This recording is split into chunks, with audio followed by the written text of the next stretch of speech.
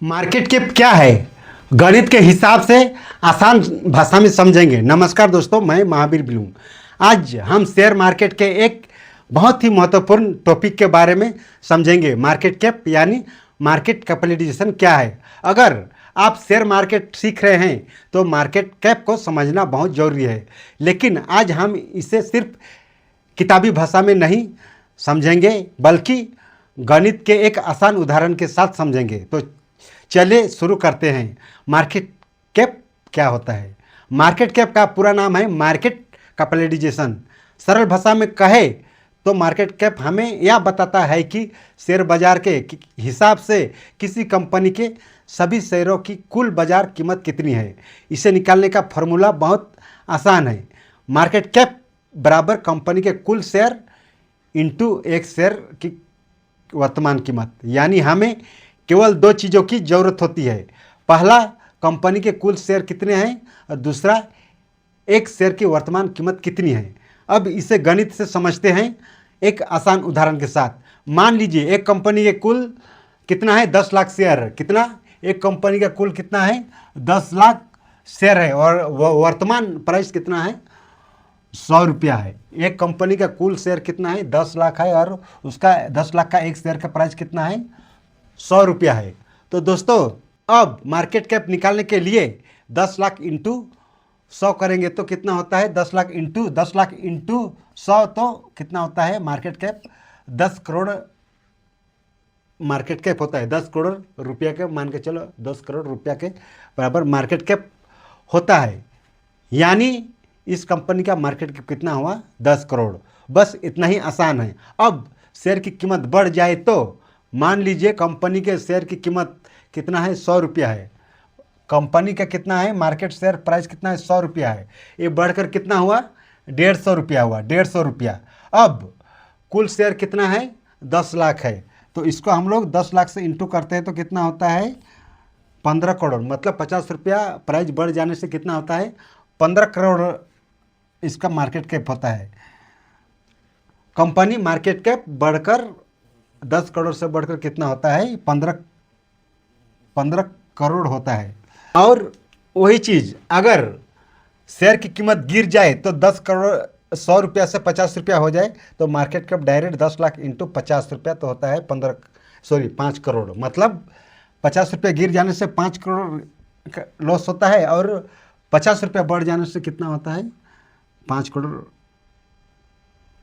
का market cap बढ़ जाता है। जैसे 10 करोड़ पर उसका फिक्स था, अगर 50 रुपये बढ़ जाता है तो 15 करोड़ होता है, और 100 रुपया में अगर 50 रुपया गिर जाता है तो कितना होता है, 5 करोड़ मार्केट कैप होता है। अब कंपनी का मार्केट कैप घटकर कितना होता है, 5 करोड़ या होता है। इसलिए आसान भाषा में याद रखिए, शेयर की कीमत बढ़ेगी तो मार्केट कैप बढ़ सकता है, और शेयर की कीमत घटेगी तो मार्केट कैप घट सकता है। हालांकि कंपनी के नए शेयर जारी करने या शेयरों की संख्या बदलने से जैसे चीज़ों से भी मार्केट कैप बदल सकते हैं। जैसे यहाँ पर 10 लाख है, 10 लाख शेयर है इसमें, एक कंपनी का, लेकिन अगर इसमें और ऐड कर दे 5 लाख तो कितना हुआ, 15 लाख। 15 लाख इंटू 100 करेंगे तो इसका भी 15 करोड़ हो जाएगा। अगर 10 लाख को माइनस 5 लाख भी अगर माइनस कर देगा तो 5 लाख इंटू 100 तो वही 5 करोड़ होगा। तो इससे भी कंपनी का मार्केट कैप बदल सकता है। उसमें अगर कंपनी शेयर में 10 लाख शेयर में और उसमें और ऐड करेगा, जितना भी ऐड करता है उससे जितना प्राइस है उसको मल्टीप्लाई कर देने से उसका रेट बदल सकता है। एक जरूरी बात, अब यहाँ एक बहुत महत्वपूर्ण बात समझिए। किसी कंपनी का शेयर 1000 का है और दूसरी कंपनी का शेयर 100 रुपया का है। इसका मतलब यह नहीं है कि 1000 वाली कंपनी बड़ी है, क्योंकि मार्केट कैप निकालते समय हमें शेयर की कीमत के साथ कुल शेयर की संख्या भी देखनी पड़ती है। उदाहरण के लिए, एक कंपनी के पास कितना है, 1 करोड़ रुपया। एक कंपनी के पास कितना है, 1 करोड़ शेयर है। मतलब 1 करोड़ शेयर है, उसका प्राइस कितना है, 100 रुपया। और बी कंपनी के पास कितना शेयर है, बी कंपनी के पास 10 लाख शेयर है, लेकिन उसका प्राइस कितना है, 500 रुपया है।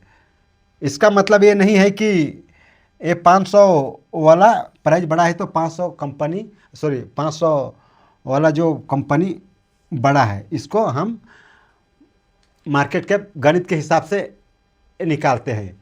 देखते हैं 1 करोड़ कितना है, 1 करोड़, 1 करोड़ करोड़ इंटू 100 रुपया, तो इसका प्राइस कितना हुआ, 100 करोड़ हुआ, 100 करोड़। और इसका कितना है, 10 लाख, सॉरी 10 लाख इंटू 500, तो ये कितना हुआ, 50 करोड़। मतलब ये कौन बड़ा है इसमें, इसका प्राइस बड़ा है लेकिन इसका शेयर ज़्यादा है, इसके लिए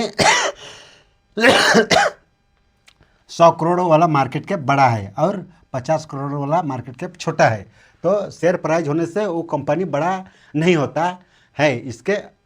इसको आप लोग जरूर ध्यान रखिए, क्योंकि यहाँ पर दिखा रहा है शेयर की तुलना करना चाहिए कि शेयर, वो कंपनी का शेयर, कुल शेयर कितना है, तो इसी से पता चल जाता है कि कौन सा कंपनी बड़ा है या छोटा है। मार्केट कैप का इस्तेमाल क्यों किया जाता है दोस्तों, मार्केट कैप की मदद से हमें कंपनियों की बाजार मूल्य और उनके आकार की तुलना कर सकते हैं।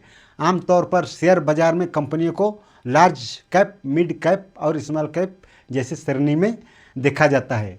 लेकिन याद रखिए, बड़ा मार्केट कैप होने का मतलब यह नहीं है कि कंपनी हमेशा अच्छी होगी।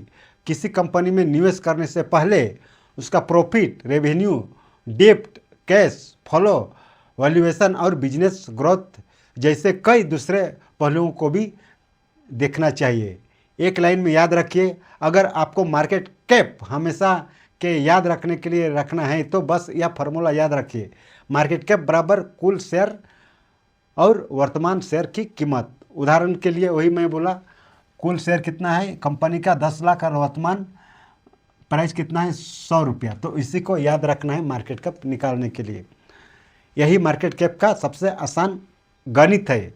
तो दोस्तों, आज के वीडियो में हमने बहुत आसान तरीके से समझा कि मार्केट कैप क्या होता है और इसे गणित के हिसाब से कैसे निकाला जाता है। अगर आपको शेयर मार्केट के ऐसे ही बेसिक टॉपिक आसान हिंदी में सीखने हैं तो हमारे चैनल को सब्सक्राइब जरूर करें। वीडियो पसंद आया हो तो लाइक करें और कमेंट में बताएं कि अगला टॉपिक आप किसके बारे में सीखना चाहते हैं। फिर किसी वीडियो मिलेंगे, तब तक के लिए धन्यवाद।